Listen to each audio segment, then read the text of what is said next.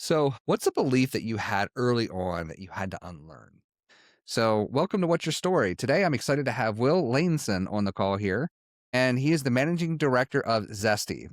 I would say th- um, the idea that there is one track in life, and that is you go to Ooh. school, you go to university, you get a job, you build up a career, you start at the bottom, and you build up, and eventually, after 40 years, you get your gold watch, you retire, and that's life.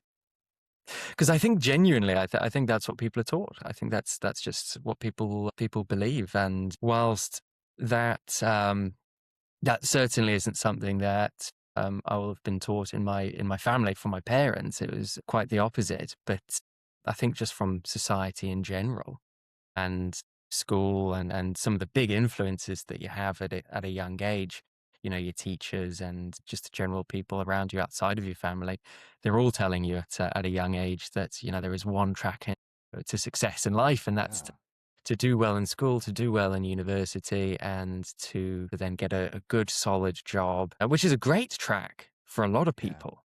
for a lot. Yeah, It's a really good track for a lot of people, but certainly wouldn't have suited me.